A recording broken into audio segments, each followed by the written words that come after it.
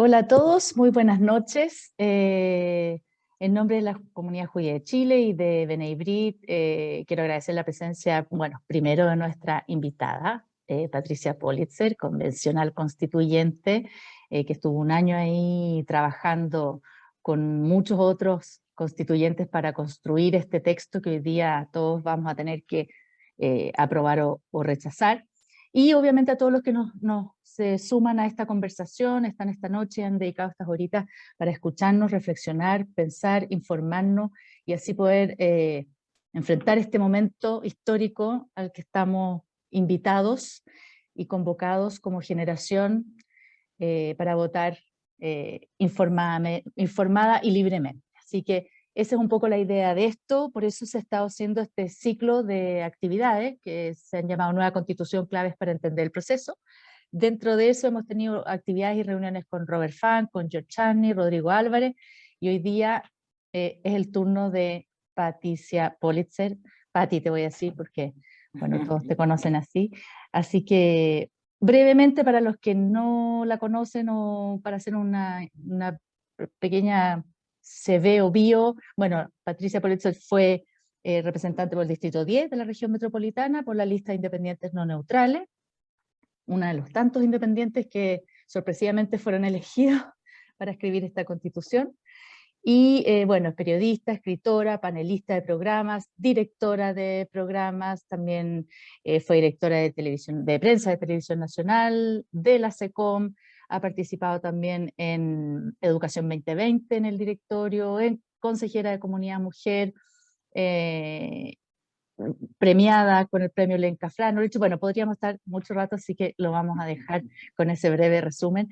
Muchas gracias, Patti, por estar esta noche. Bienvenida y felices de estar acá. Muy buenas noches, Andrea. Muchas gracias por la invitación a la Comunidad Judía de Chile, a la B'nai B'rith, y sobre todo muchas gracias a quienes se estén uniendo a esta conversación, porque para mí lo más importante es poder responder las inquietudes, las dudas que cada uno tenga. Eh, Cada uno, a mi juicio, sabe cómo va a votar el próximo 4 de septiembre, pero creo que lo más importante es que sea un voto realmente informado, que no hayan eh, caído en aceptar eh, lo que hoy día se llama las fake news, que en mis tiempos se llamaban simplemente mentiras, eh, y malas interpretaciones sobre algunos de los artículos que tiene esta propuesta constitucional. En ese sentido, lo que más me importa es poder aclarar las dudas de cada uno de ustedes. Así que los invito a preguntar y preguntar todo lo que les ocurra. No hay preguntas malas. Así es, bueno, es un poco la idea de este encuentro, así que yo tengo preparadas algunas preguntas para empezar, que las preparamos, pero los invito a todos, igual que Pati, a hacer sus preguntas. La idea justamente es ir resolviendo esas dudas de primera fuente, además, no todos tienen esa fortuna, y escribirlas en el chat, ahí donde dice Q&A, y vamos a estar intentando responder todo. Esperamos tener el tiempo de hacerlo, vamos a estar una hora al menos. Si está entretenida la conversa nos quedamos, así que depende de ustedes. Partamos como lo más fundamental. Si nos puedes compartir un poco tu experiencia como convencional constituyente, cómo fue el proceso, porque yo creo que esa es una de las primeras dudas o fakes o muchas cosas que han ido ocurriendo y cómo la prensa cubrió el proceso. Es importante conocerlo de primera fuente, así que si nos puedes compartir un poco tu experiencia. Mira, voy a tratar de ser breve porque con Sí. estas preguntas y estando desde hace 2 años, porque primero fue todo el proceso de inscribirnos como independientes, juntar firmas, la elección, entonces tengo como 2 años hacia atrás que son un continuo constitucional, así que me enchufan y puedo hablar miles de horas, así que voy a ser breve con esta pregunta, Andrea. La verdad es que yo nunca había sido ni candidata a presidenta de curso, absolutamente nada en mi vida. A mí lo que me gusta básicamente es el periodismo, estoy muy feliz de mi profesión y la política la he mirado siempre desde allí como analista. Pero cuando surgió después del estallido social la posibilidad de este camino, de este proceso constitucional, me pareció que era tan único, tan histórico, tan especial y tan importante que tuve un impulso sin siquiera pensarlo mucho y dije, yo quiero estar ahí. Y bueno, ahí estuve, en una institución de un nivel de democracia y de pluralismo, en una institución con poder de decisión que nunca habíamos tenido en la historia de Chile. Y yo creo que eso es muy importante. La sorpresa de ver que la mayoría o la mitad de los constituyentes, un poco más quizás, éramos independientes, fue algo muy impresionante. Y habla de alguna manera de la crisis política que estamos viviendo, del desprestigio de la política, del desprestigio de las instituciones y de los partidos. Y eso es algo que a mi juicio es muy importante tenerlo en cuenta. Eh, esta, eh, es- esta idea de esta institución tan diversa, con escaños reservados de pueblos originarios y todo, no es que yo crea que eso debe ser un congreso. Yo creo mucho en la democracia y mucho en la democracia representativa, en que los partidos políticos son fundamentales. Pero creo que eso es para dar gobernabilidad.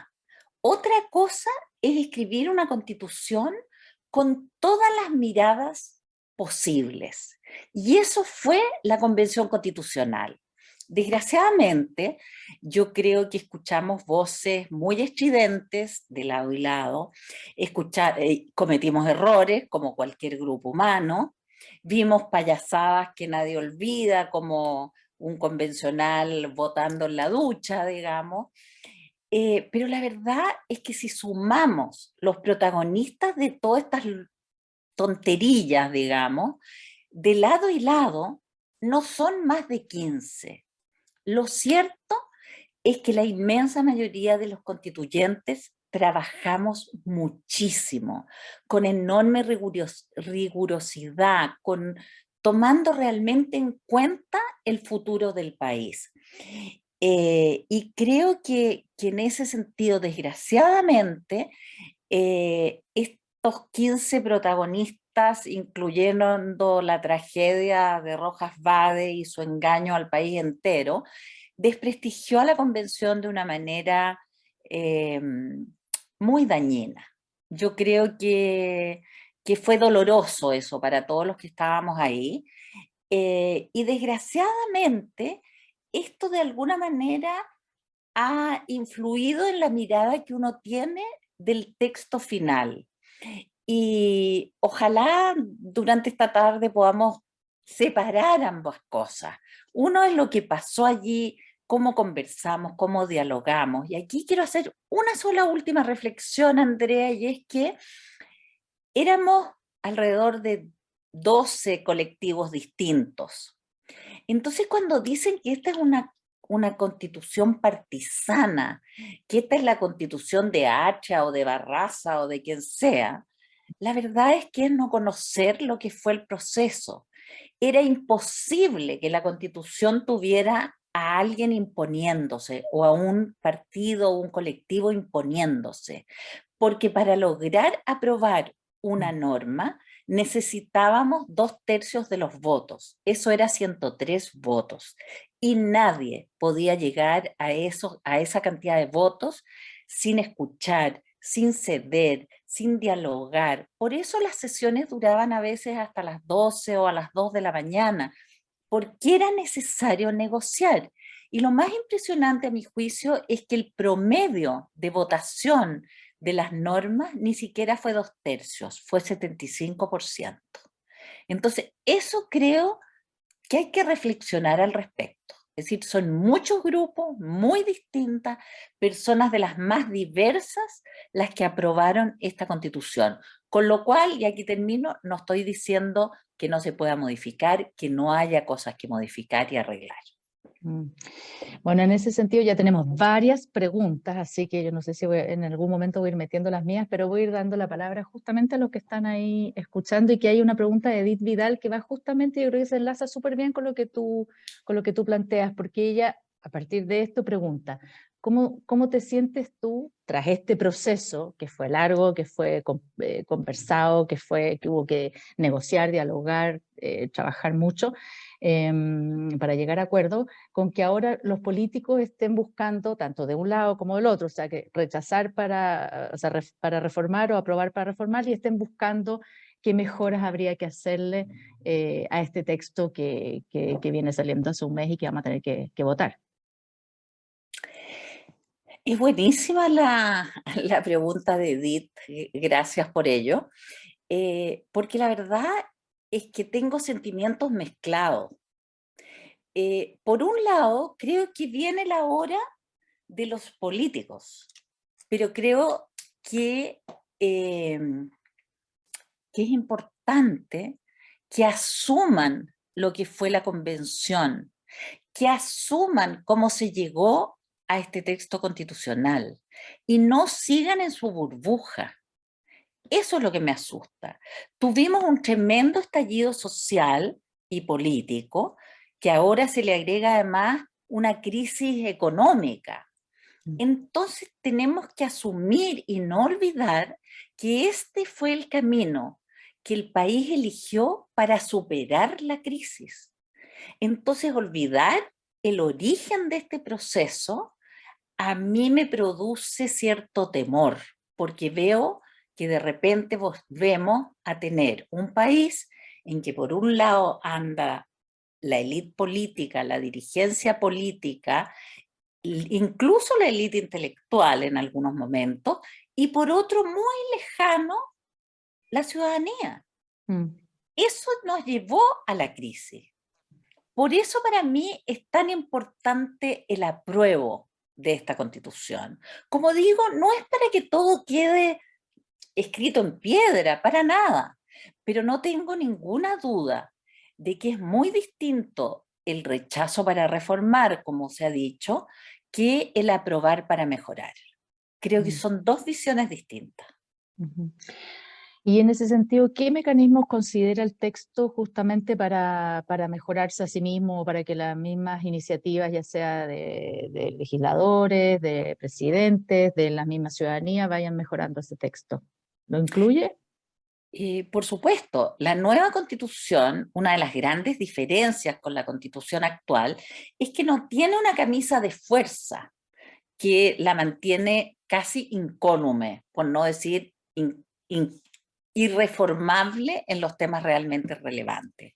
Hoy día la nueva constitución plantea, primero, la posibilidad de reformarla con 4/7, salvo en algunas materias que son especialmente relevantes, como el sistema político, como el sistema electoral, en fin, son una serie de...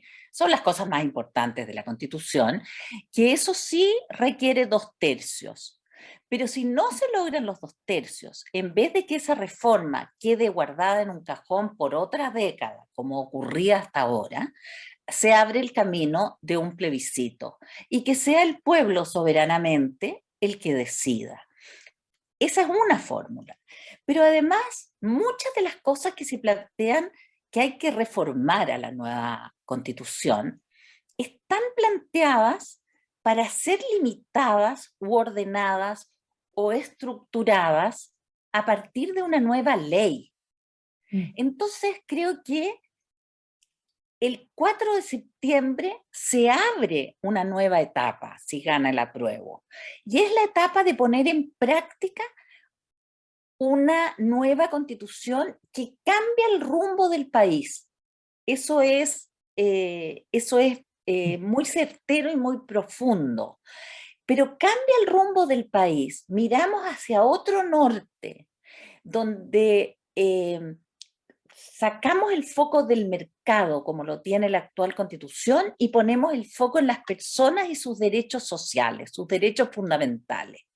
Pero a partir de esa orientación, a partir del 5 de septiembre lo que ocurre es que entre todas y todos, democráticamente, tenemos que construir ese nuevo país, adecuando las nuevas leyes y las políticas públicas a esta nueva constitución. Aquí no hay una ruptura institucional y eso, a mi juicio, es muy importante.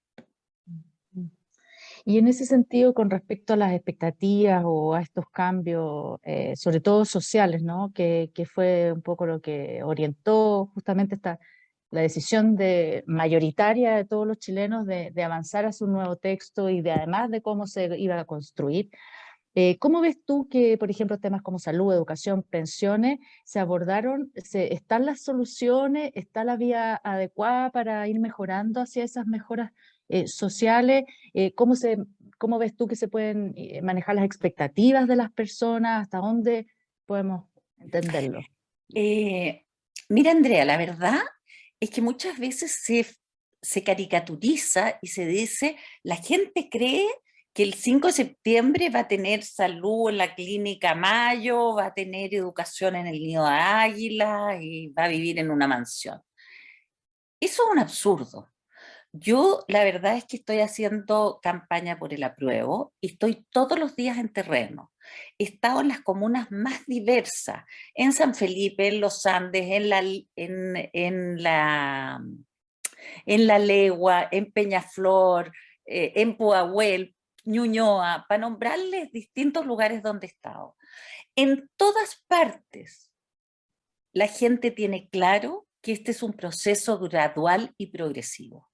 Nunca he encontrado a alguien que crea que esto va a cambiar de la noche a la mañana. A nadie, nunca nadie me ha planteado eso. Eso es fantasía de las campañas por el rechazo, pero no es real. La gente tiene muy claro que eso es así. Después hay estas sacadas de cuenta de los expertos que dicen que todo esto cuesta tanto.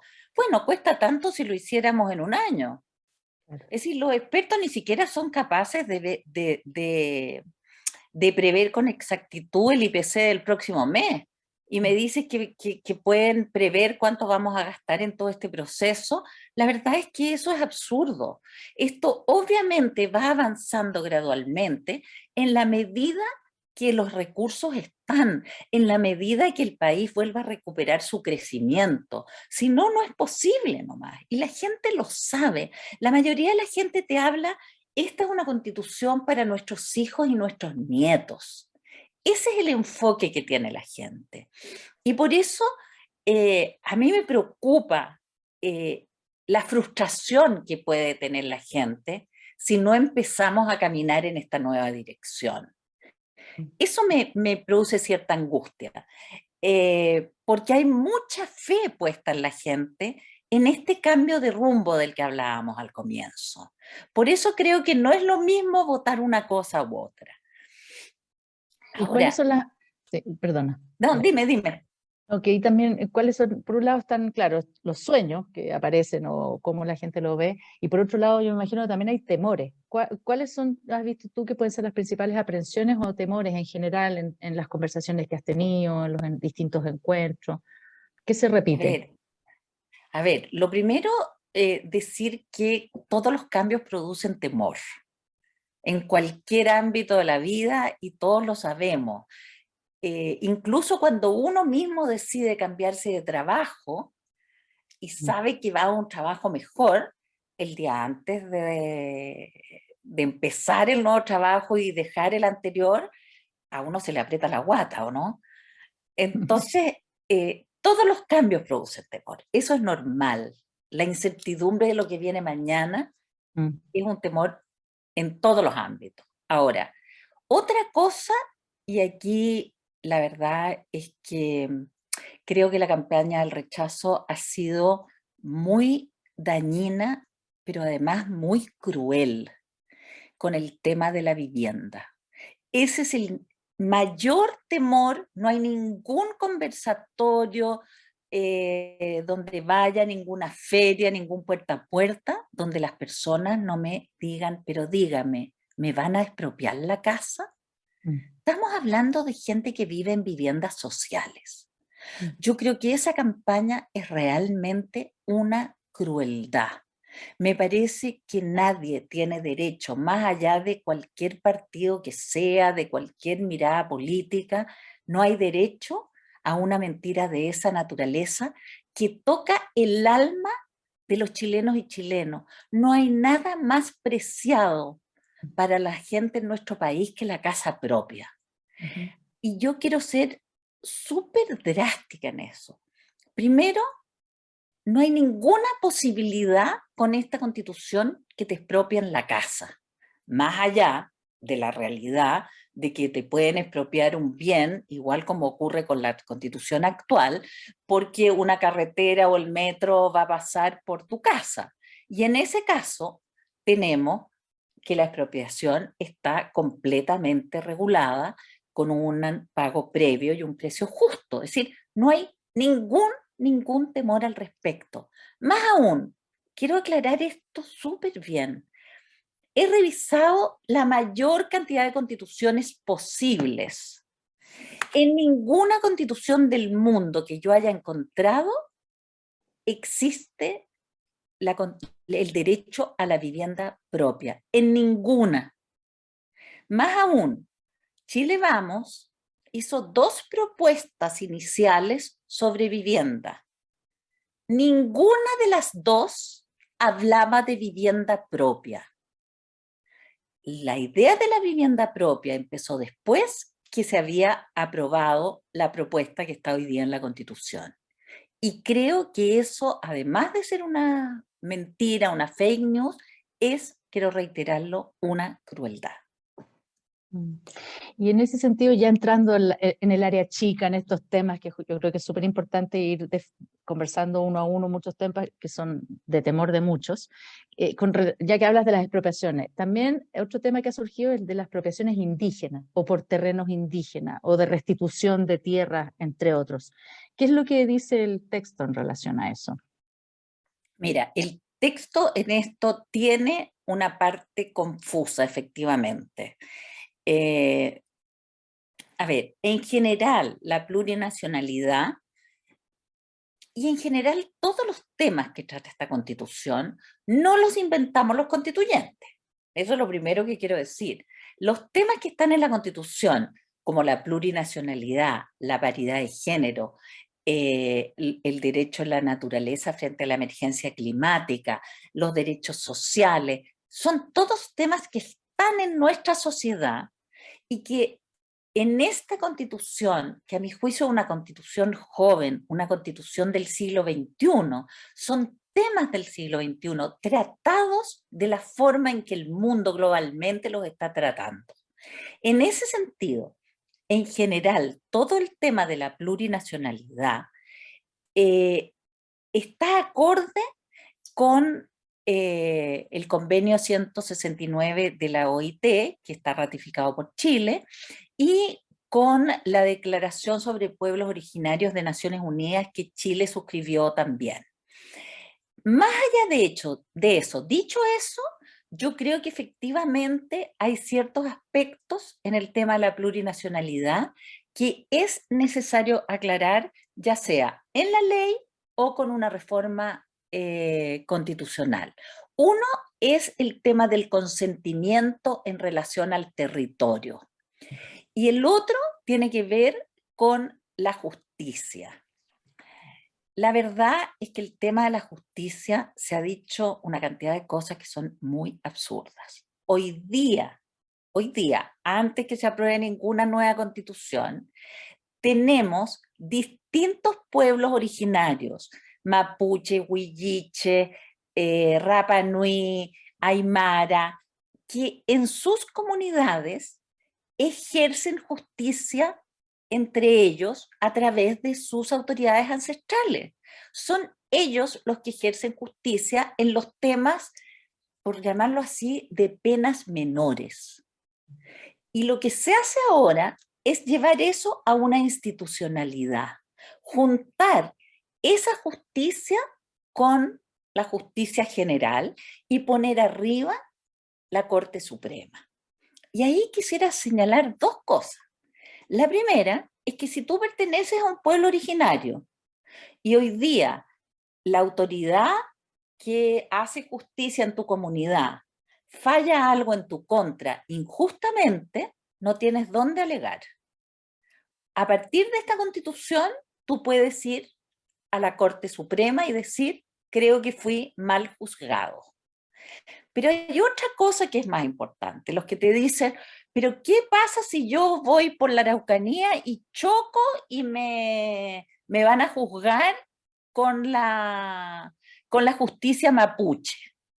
Bueno, eso es absurdo y todos los abogados saben que eso es absurdo, porque la justicia de los pueblos originarios es una justicia oral, es una justicia que tiene que ver con su cultura y sus costumbres, su historia.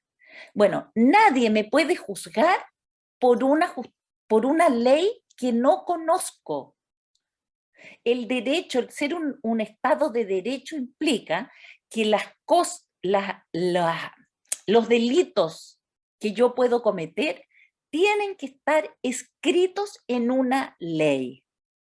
Por lo tanto, no hay ninguna posibilidad de que a ti, a mí o a cualquiera de los que probablemente están escuchándonos hoy día, los juzgue una justicia que no sea la que conocemos desde siempre. Y mirándolo al revés, en términos penales estoy pensando, porque yo entiendo un poco lo que tú apuntas, que tiene que ver con una cosa histórica, con temas civiles, con situaciones etcétera, pero en temas penales, si una persona que es de una comunidad indígena o de un pueblo indígena comete un crimen. crimen o no sé, atropella a alguien, o sea, para cualquier cosa, se somete a la justicia penal de todo, como todos los chilenos. ¿Es la misma justicia en ese sentido la que opera? A ver, si son delitos penales mayores, sí. Ya. Si son delitos menores, la idea es que pueden optar. Okay. El punto está en que la opción no quedó clara, y eso creo que es algo importante de aclarar en la ley, porque quedó a la ley cómo se va a limitar la justicia indígena. Entonces la ley tendrá que definir claramente el derecho a opción y también qué son los delitos menores. Y aquí les cuento algo a modo de anécdota en realidad. Muchos de nosotros empujamos mucho que quedara establecido en la Constitución que era solo para delitos no penales, ¿ya? Y no se pudo hacer porque se opusieron todos los representantes indígenas, porque uno de los principales problemas que tienen ellos en sus comunidades es el abigeato, el robo de animales. Y el robo de animales en nuestra legislación es un delito penal. Por lo tanto, si decíamos, se verá en la justicia de los pueblos indígenas aquello que no sea penal, este tema, que es uno de los que más conflicto les produce en sus comunidades, quedaba fuera. Por eso no se pudo hacer en ese momento y quedó a que lo estableciera la ley. Ya que estamos en el tema legal, Benjamín Trachman pregunta, dice, gracias Patricia por tu disposición a contribuir a esclarecer. ¿Cuál es tu mirada respecto a los dos tipos de justicia, que es lo que estábamos hablando en este caso? Él sí pregunta, es algo relativo a la autorización como en Ecuador, si esto podría ser equivalente a lo que hoy ocurre en Ecuador. Ahora yo desconozco a qué se refiere, así que Benjamín, si después nos puedes poner un texto para explicar eso, pero espero que haya quedado respondida tu duda por ese lado. Y otra pregunta de Ariel Meller. Dice, ¿a qué le atribuyes que las encuestas señalan que la mayoría de la gente prefiere rechazar, perdón? Es decir, más del 50% de los chilenos estarían por el rechazo.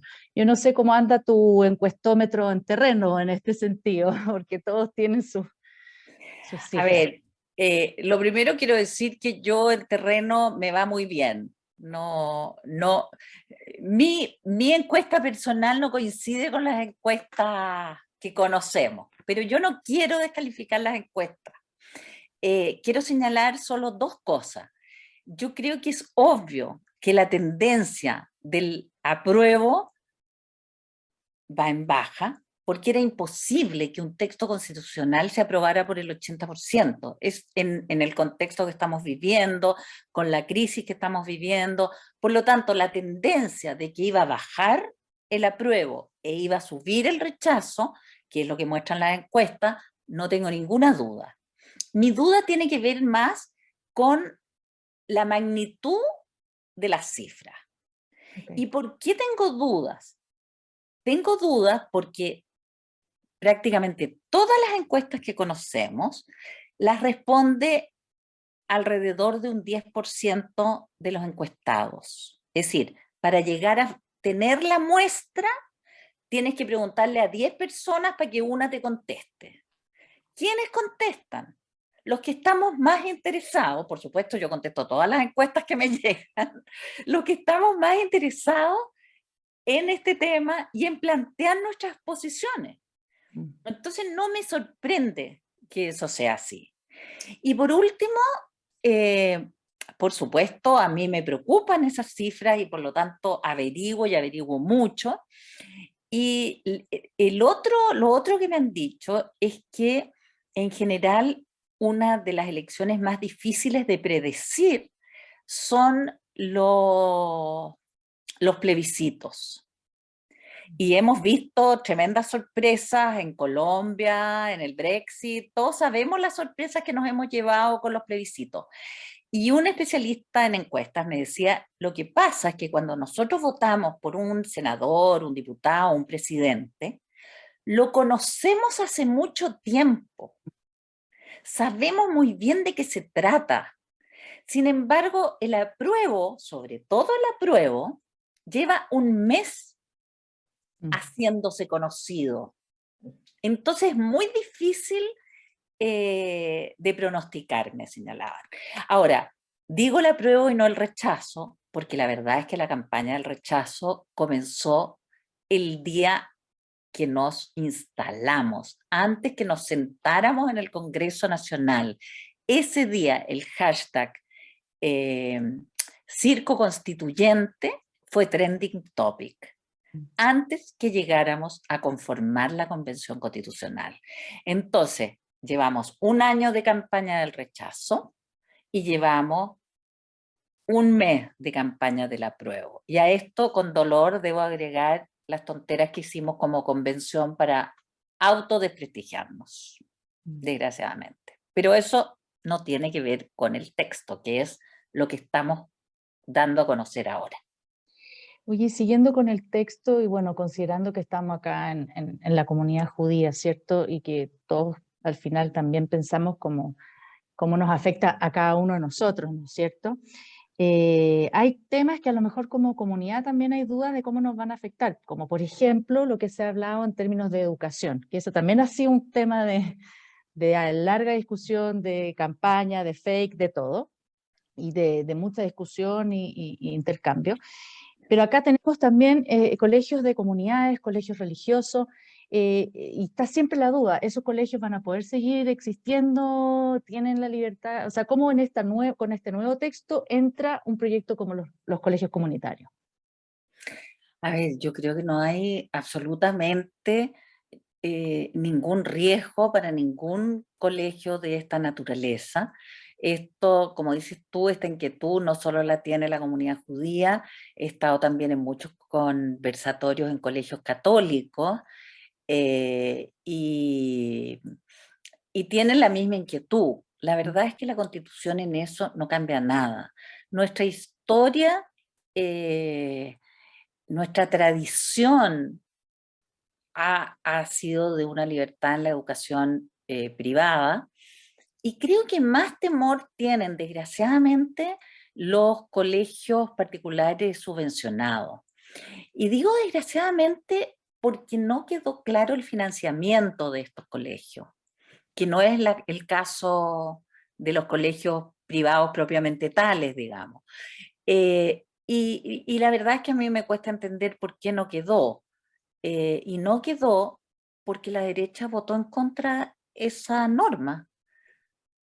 Para mí, completamente inexplicable, porque siempre están defendiendo los colegios particulares subvencionados, y cuando llegó el momento de votar, se unió a la ultraizquierda, que no quería, por cierto, que existiera ningún tipo de educación privada, cosa que no pasó y nunca se votó y nunca fue aprobada, pero no aprobaron el financiamiento como sí se hace ahora con la educación pública, que ahí, bueno, esto no es un tema que afecta al Instituto Hebreo, pero creo que es muy importante que hoy día el financiamiento tanto de las escuelas públicas como las de los colegios particulares subvencionados es un financiamiento a través de la asistencia.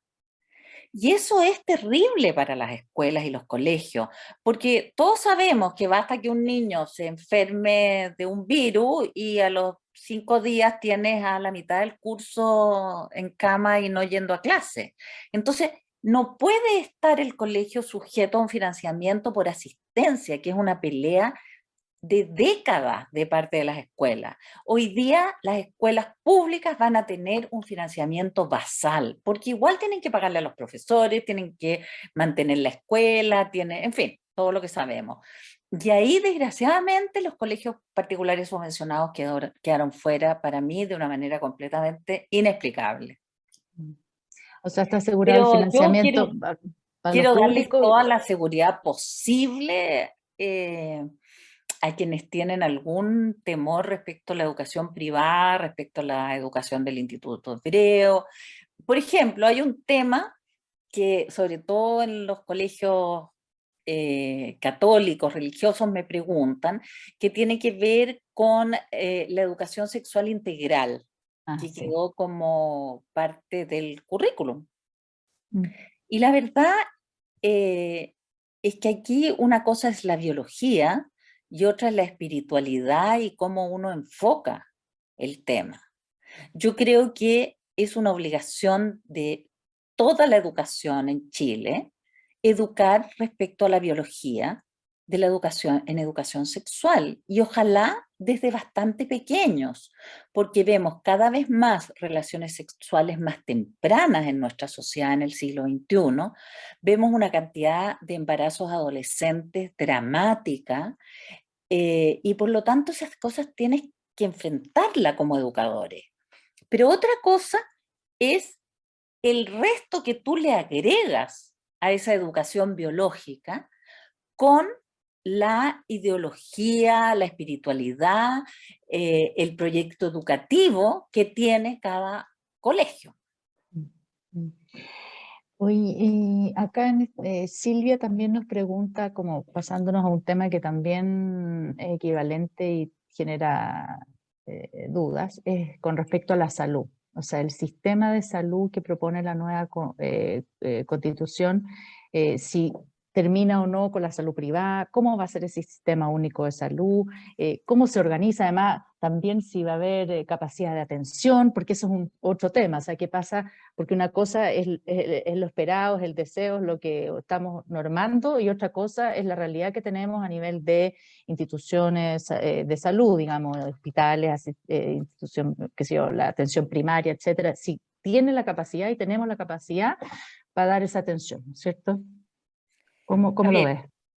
mira, este es un tema que sale, por supuesto, en todas las conversaciones, porque la la gente está preocupada de esto. Y lo que plantea la nueva constitución es un sistema de salud integrado, de carácter público, eh, donde de alguna manera el sector público y el sector privado se enfocan en otorgar salud. Ahora, yo creo que como no hay mal que por bien no venga, hemos tenido una pandemia horrenda en nuestro país que hemos podido enfrentar de muy buena manera, a pesar, desgraciadamente, de Mm. muchas personas fallecidas. Si uno compara nuestra situación con otros países, hemos enfrentado bien la pandemia del COVID. ¿Y cómo se enfrentó la pandemia del COVID? Precisamente así, integrando el sistema público y el sistema privado de salud. Aquí no hubo nadie que se quedara sin una UTI, sin un respirador, sin una cama de hospital, porque estaba copado el hospital público que le correspondía. Simplemente se le buscaba dónde se le atendía y allá se le mandaba. Entonces, eso, si somos capaces de hacer eso frente a una pandemia, tenemos que ir en esa misma dirección con todos los problemas de salud que podamos tener los chilenos y chilenas. Ese es el norte de este sistema integrado de salud. Ahora, este sistema integrado de salud será financiado por un lado por impuestos, como ocurre siempre, y además con las cotizaciones obligatorias de salud. Y aquí yo quiero ser bien explícita. A mí me parece una obscenidad que hasta hoy día el 7% de quienes ganamos más, es decir, el 7% más grande, porque tenemos mejores sueldos, me beneficia exclusivamente a mí si estoy en una ISAPRE. Yo pongo mi 7% y eso es para mí. Y el 80% de las personas con menos recursos de nuestro país pone su 7%, que es más pequeño, en un fondo común solidario. Por lo tanto, yo espero personalmente que una de las primeras medidas de las nuevas leyes que se adecúen a la nueva Constitución sea la que señala que el 7% de todos los chilenos vaya al Fondo Único de Salud. Y eso, aquí hay un dato bien importante. El 80% de las personas están en FONASA y un 20% estamos en ISAPRE. Si el 7% de los de ISAPRE se va a FONASA, el 7% general sube en un 50%, no en un 20%, en un 50%. Entonces creo que un mínimo de justicia social, de equidad, si queremos de verdad tener un país donde haya paz social, que es lo que todos queremos, me imagino, hay que empezar a solucionar cosas como esa. Y en ese sentido, creo además que si vemos lo que pasa en las ISAPRE, ese 20% de personas que están en las ISAPRE se divide en dos grupos. Un grupo bien pequeño, que es de aquellos que además de su 7%, ponemos otra cantidad y tenemos un plan de salud estupendo, que no tiene nada que envidiarle a la mejor salud del mundo. Pero eso es un grupo que no debe ser más del 3% de la población. Y el resto de la gente que está en ISAPRE y que solo pone su 7% en la ISAPRE, la verdad es que la ISAPRE le funciona estupendo cuando está sana. O cuando tiene un resfrío, o cuando tiene un dolor de guata, o cuando le pasó algo en la uña. Pero en el momento en que tiene una enfermedad crónica, en el momento en que tiene que enfrentarse a una cirugía mayor, la ISAPRE le dice, ¿sabe qué? Tiene que pagarme toda esta tuca. Y por lo tanto no hay ninguna posibilidad y se tiene que ir a FONASA. Esa es la realidad de nuestra salud en Chile. Entonces creo que tenemos que cambiar y ojalá que en un tiempo razonable de 5, 8 años, podamos enfrentar cualquier enfermedad como enfrentamos la pandemia. Obviamente esto es gradual, nada de esto pasa de la noche a la mañana, pero cambiar el rumbo y empezar a caminar, aunque sea lentamente, por la crisis económica que enfrentamos en esta nueva dirección, a mí me parece fundamental para el futuro del país. En ese sentido, Geraldine Preminger pregunta, ¿crees que en caso de ganar el rechazo vamos a tener nuevamente un estallido social? A ver, Geraldine, yo no tengo una bola de cristal. Creo además que cuando hay problemas económicos, en general la gente se retrae más que se expande. Por lo tanto, yo no creo que si gana el rechazo vamos a tener un estallido social el 5 de septiembre. Pero si no cambiamos de rumbo y no mostramos que hay interés de verdad de cambiar de rumbo, sí creo que a mediano plazo vamos a volver a una situación compleja. Porque la verdad es que no podemos tener un país donde a media hora en auto te encuentras a gente que vive como en África.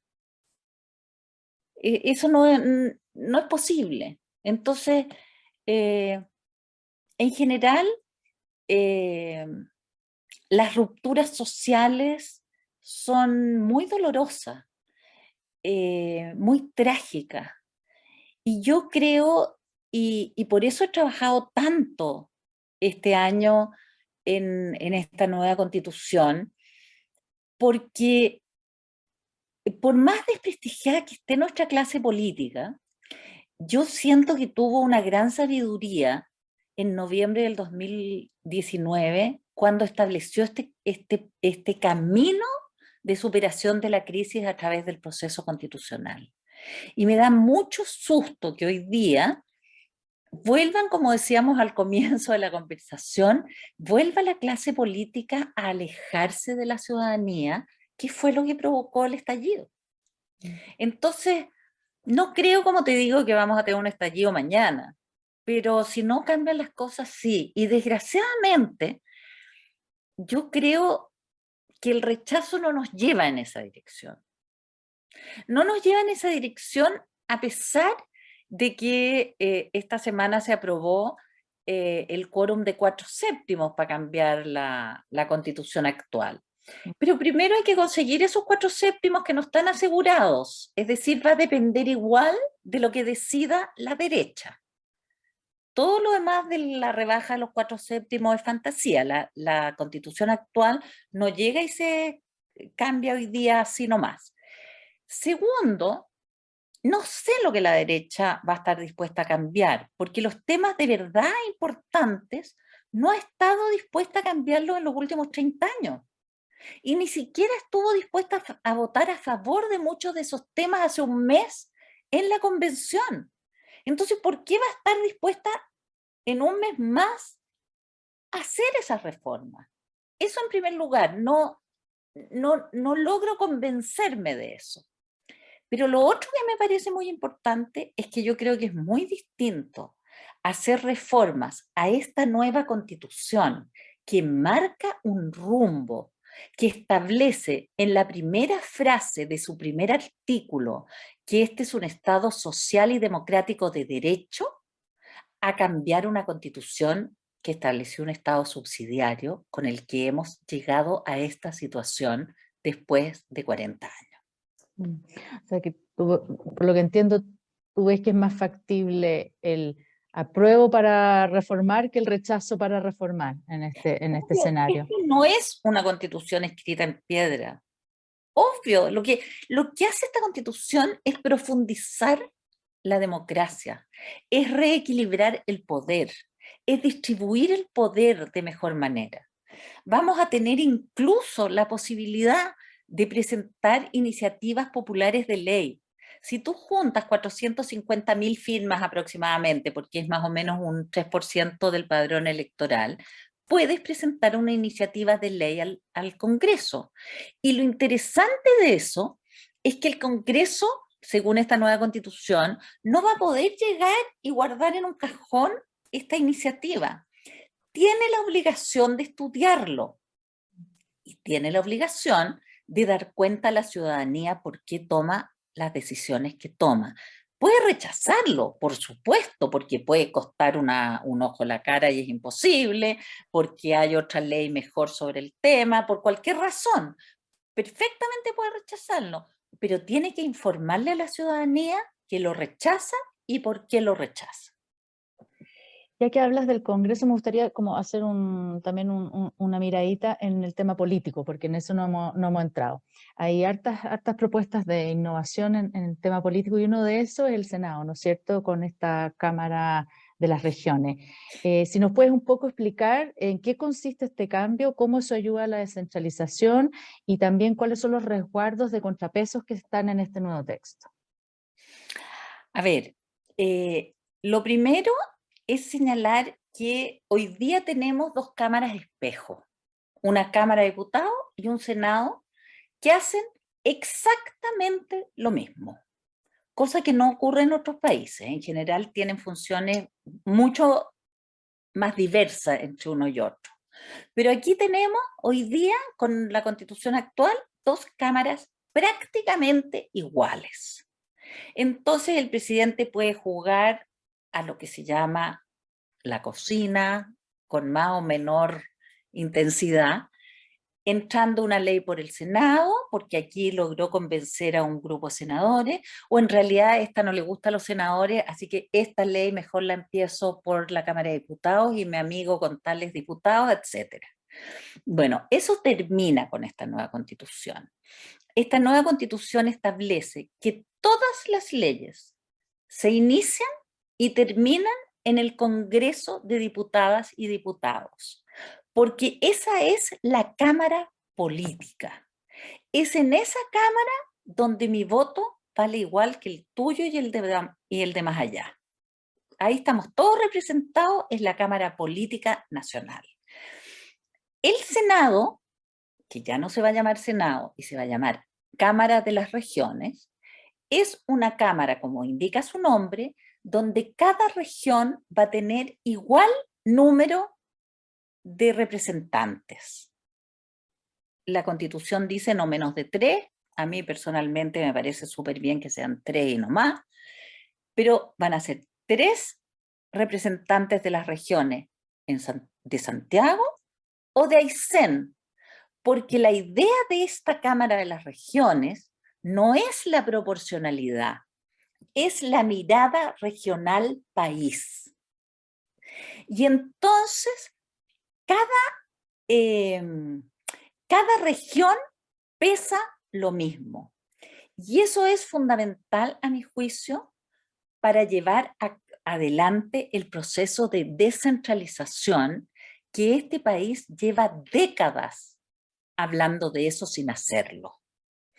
Y yo creo que si tenemos estos representantes regionales que además van a tener que dar cuenta de sus acciones en la asamblea regional de su propia región, lo que hoy día son los CORE, que se van a transformar en asamblea regional, pero donde va a haber un nexo permanente entre los representantes de la Cámara Regional y su asamblea regional.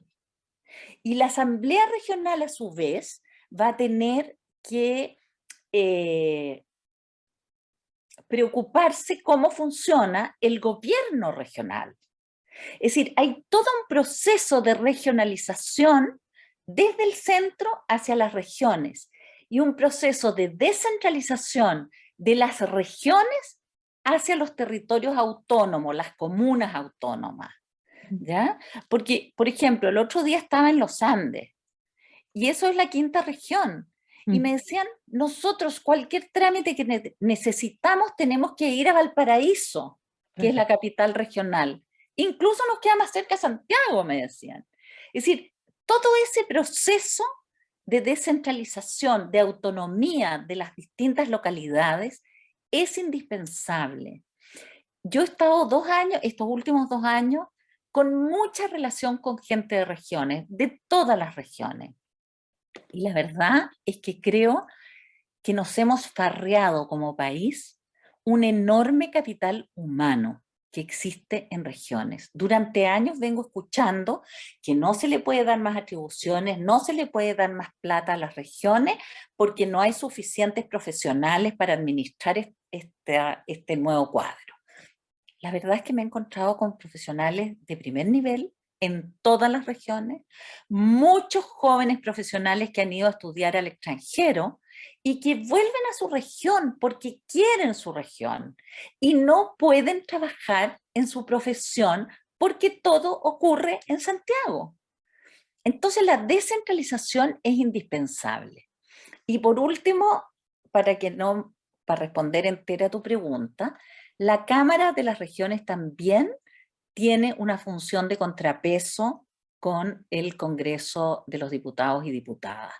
Son más de 17 las leyes, que obviamente son las más importantes, que tienen la obligación de ir, de tener un trámite en ambas cámaras, en el Congreso de Diputados y en la Cámara de las Regiones. Obviamente son las más importantes.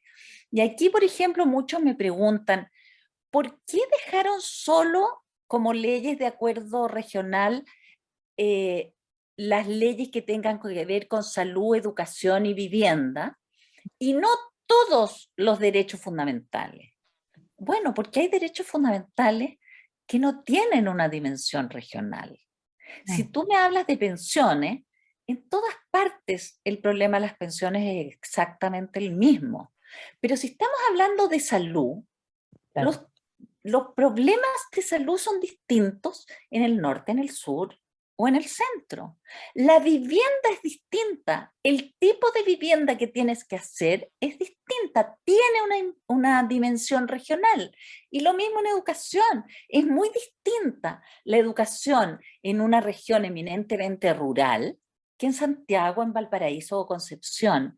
Entonces la dimensión regional que tienen las leyes de acuerdo regional es muy, muy relevante. Y yo honestamente creo que este es un gran avance en términos de una legislación más eficaz, de no pasar 2 veces y 3 veces y vamos para allá y vamos a la comisión y vamos al otro y se demoran años las leyes en salir. Y por otro lado, en poner el foco en la descentralización. Perfecto. A ver, estoy leyendo las preguntas para dar también paso a lo que está en el chat, porque tenemos hartas preguntas. ¿Cuál es su opinión en cuanto al potencial populismo de la Cámara de Diputados sin Senado? Esto es lo que estábamos hablando, viendo los diputados de hoy en día que legislan para asegurar su reelección. Eso Bueno, lo dice ahí, Daniel Najari Gelfenstein. Daniel, el populismo es un riesgo con esta constitución o con la actual. Es decir, nadie te puede asegurar que no vamos a tener populismo. Y no creo que esta constitución avance más en las posibilidades de populismo. De hecho, una cosa que quedó a la ley es todo el sistema electoral. Y yo creo que eso es muy importante y yo lamento porque en este caso creo que nos faltó tiempo. Hacer una nueva ley electoral, un nuevo sistema electoral que además incluya un cierto umbral para entrar al poder legislativo, me parece que es algo muy importante, pero que requería más tiempo para su discusión. Por eso quedó a la ley. Y yo confío en que sea la ley la que haga una buena distribución del territorio en cuanto a distritos y que establezca en relación a esos distritos un umbral de entrada, porque eso es lo que impide la fragmentación. Yo creo que es muy importante, y lo discutimos mucho al comienzo de todo este proceso, los dos problemas que tenemos en nuestro país es, por un lado, la gobernabilidad, que es un problema tener una fragmentación de partidos tan grande, y por otro lado, la representatividad. Yo creo que nuestro país tiene muy poca representatividad y si comparamos lo que fue la Convención Constitucional con lo que es hoy día el Parlamento, es evidente. Hay enormes grupos de este país que quedan marginados de la decisión política y eso no funciona bien la democracia. Tal como decía antes, yo creo que los partidos son fundamentales y no creo que debamos tener un congreso como tuvimos en la convención, porque la gobernabilidad sería aún más difícil, pero tenemos que caminar hacia allá. Rita Telias pregunta en el mismo sentido de esto del sistema político, ¿qué dice el texto en relación a la duración y atribuciones del presidente de la República de Chile? A ver, ahí hay, el presidente dura 4 años con posibilidad de ser inmediatamente reelegido. Y ahí hay muchos que no les gusta la reelección, otros sí les gusta. La verdad es que en lo personal yo no me me da exactamente lo mismo. Lo que no estoy de acuerdo es con aumentar el periodo presidencial. Creo que 4 años, me gusta un poco la reelección en el sentido de que si tú tienes 4 años de un buen presidente, vas a querer reelegirlo. Y entonces va a poder tener políticas de más largo plazo que van a durar 8 años. Su horizonte va a ser de 8 años. Pero si tienes un mal presidente, aumentar los 4 años es una pesadilla. Entonces yo prefiero que a los 4 años digamos, ¿sabe qué, señor? ¿Por qué no se va para su casa? O quédese porque lo está haciendo bien. Otros dicen que es complejo, que también algunos temen que esto ayuda al populismo. Puede ser, pero entonces quedémonos con los 4 años y con la posibilidad de ser reelegido una sola vez, pero no inmediatamente. En general, en la Constitución se disminuye drásticamente las posibilidades de reelección. Para todos los cargos de elección popular normalmente es un periodo más y nada más. Y además, en términos de la importancia que se le da a la descentralización, para estar en la Cámara de las Regiones o en las asambleas regionales, vas a tener que vivir de verdad en esa localidad durante 2 o 4 años, depende el cargo. Pero no vamos a volver a tener lo que los propios parlamentarios llaman el turismo electoral, que se te acabó el periodo en esta localidad y te cambias y te postulas por otra región. Eso no puede ser. Entonces creo que eso es muy importante. Ahora, respecto a las atribuciones del presidente, efectivamente esta constitución disminuye las atribuciones, pero para muchos se disminuyeron menos de lo que debería al hiperpresidencialismo que tenemos. Yo personalmente estoy conforme. Ahora, algunos señalan y están muy preocupados por la iniciativa de ley que van a tener los diputados y diputadas que implican gasto público, ¿ya? Pero estas leyes primero tienen que tener un muy buen estudio sobre cuánto es el gasto que implica esa ley y de dónde salen esos recursos. Eso es lo primero. Y segundo, el presidente tiene la obligación en ese tipo de leyes de darle o no para que la ley siga, tiene que darle su patrocinio. Okay. Entonces hay un periodo ahí en que el presidente puede dejar que la ley se discuta, pero no necesariamente darle el patrocinio, sino que simplemente se queda callado y si no hay patrocinio presidencial, esa ley no puede avanzar. Ahora, algunos dicen que esto se va a prestar a populismo. Bueno, siempre el terror es el populismo, pero yo creo, la diferencia que a mi juicio es importante con lo que ocurre hoy día, es que hoy día nuestro Parlamento no puede discutir, no puede poner en tabla en la discusión pública una materia que implique gasto. Es decir, el presidente tiene censura, tiene veto anticipado a una serie de temas que no se pueden discutir en el Parlamento. A mí me parece que eso es una atribución excesiva. El presidente tiene derecho a decir esta ley no, porque no me gusta, porque tiene estos problemas, qué sé yo, por lo tanto no la voy a patrocinar, o simplemente quedarse callado. No tiene por qué dar razones para no patrocinar una ley de concurrencia presidencial. Okay. Espero haber sido clara para Rita. Y se repone también el voto obligatorio, tengo entendido, ¿no? Así es. Así es. Esta es una discusión enorme en distintos países, la verdad. A mí me gusta el voto obligatorio. Creo que el voto no solo es un derecho, creo que es un deber. Y creo sobre todo que ayuda mucho a la educación cívica del país. Ver a los niños acompañando a sus padres a votar es algo que te educa para la democracia. Voy a volver atrás a una de las primeras preguntas que se me había quedado en el tintero, porque estaba revisando porque quiero poder darle espacio a todos los que han participado. Y había una de Ariel Meller que dice, ¿en qué artículos tú discrepas mucho de la nueva Constitución? Él tiene la copucha. Eh, a ver, Ariel, mira, más que discrepar mucho, la verdad es que lo que me parece es que hay, hay, mm, hay leyes como las que hablábamos hace un rato que merecen ser aclaradas para que las distintas interpretaciones que se han estado dando no distorsionen lo que efectivamente se busca con esta Constitución.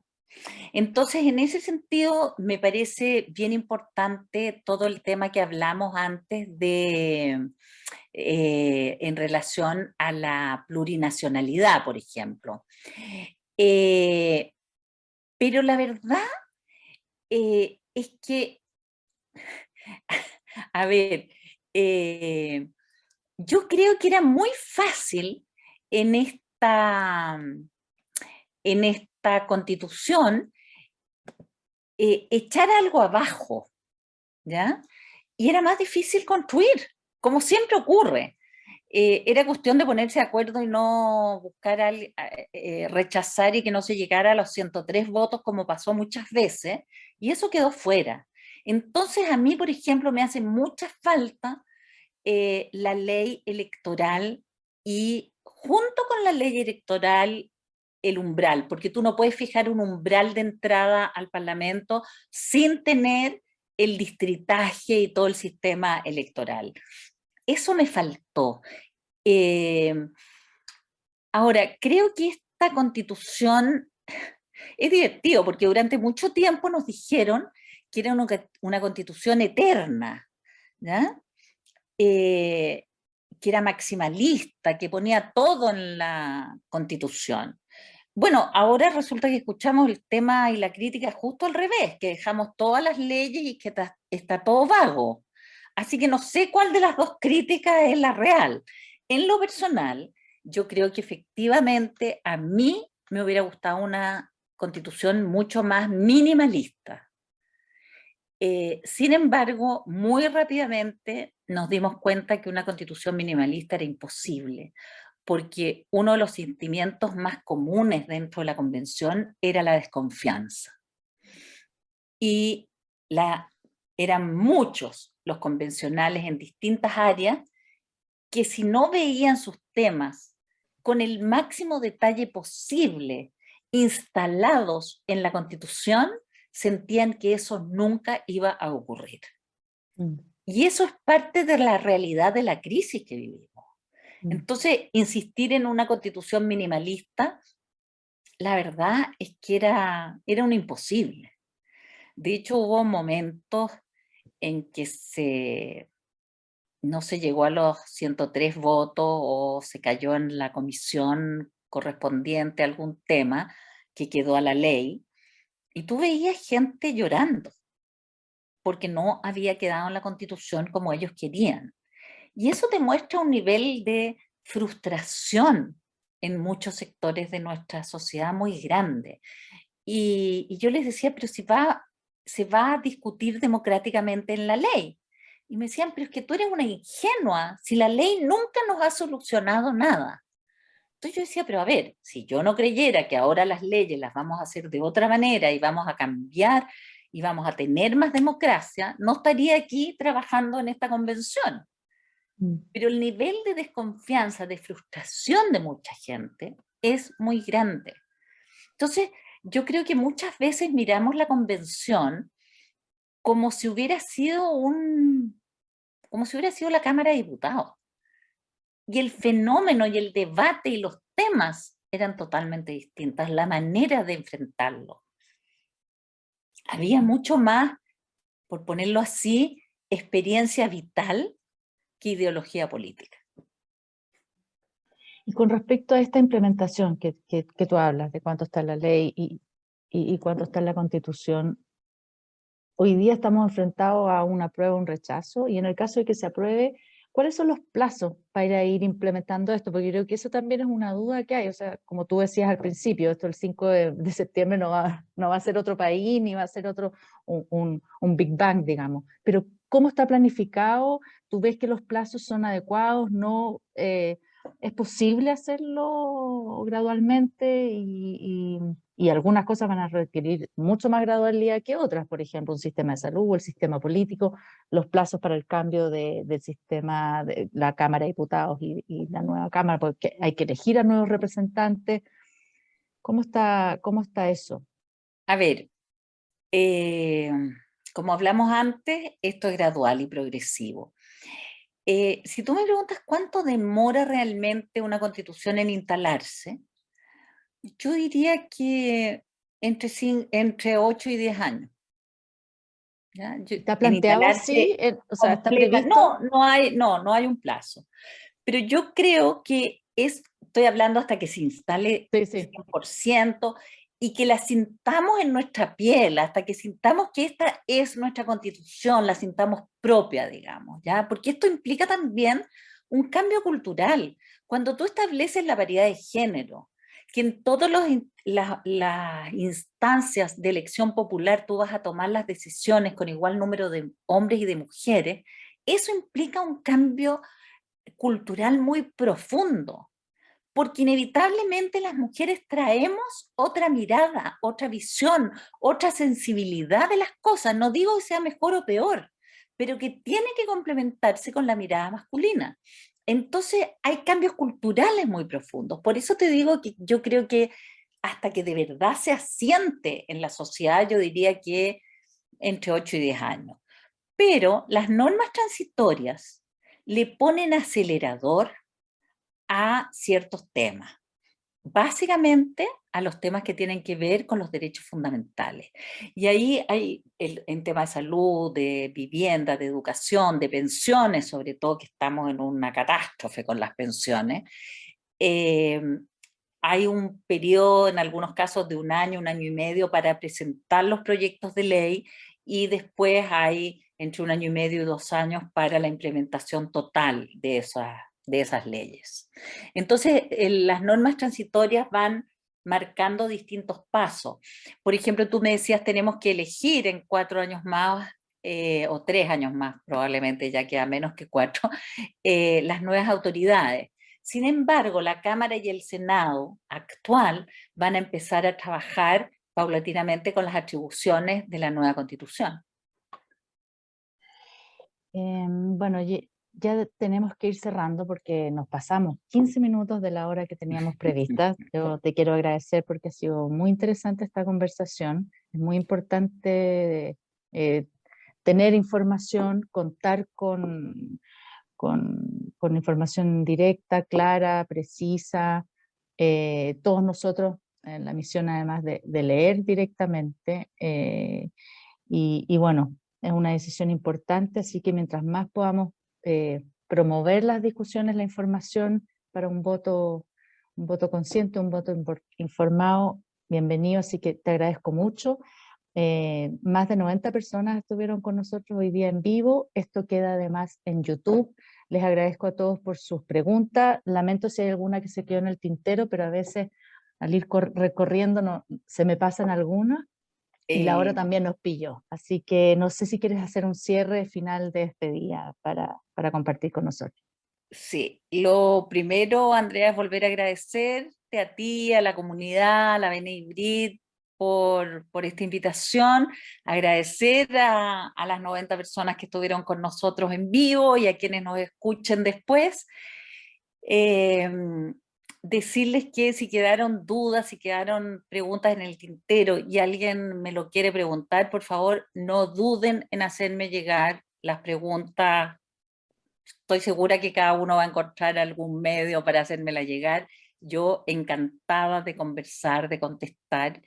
Yo sé que nuestra comunidad tiene temor a los cambios, siempre los tenemos y los tenemos más que otros grupos. Eh, pero de verdad creo que la comunidad judía tiene un rol en este Chile que queremos construir. Y yo quiero llamarlos a a pensar profundamente y a informarse bien antes de votar.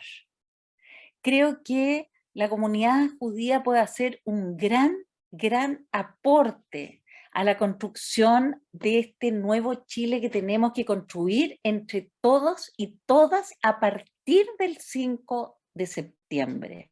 Yo me siento profundamente orgullosa de haber representado de alguna manera a la comunidad judía en la convención, junto a mi colega y amiga, hoy día no la conocía antes de la convención, Tami Pustilnik, que es una abogada de lujo, que se ganó el respeto de toda la convención y por eso se convirtió en la coordinadora de la Comisión de Armonización. Ella tuvo en sus hombros la tarea de hacer este texto un todo coherente y de hacer que las cosas quedaran bien planteadas.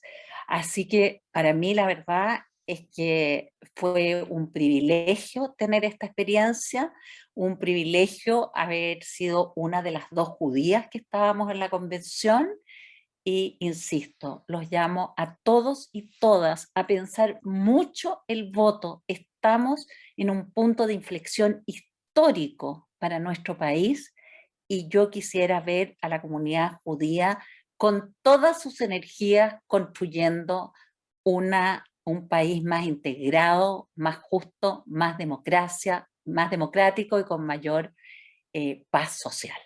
Gracias y un abrazo a cada uno y cada una. Muchas gracias y nos vemos en la próxima. Gracias a todos los que estuvieron presentes también.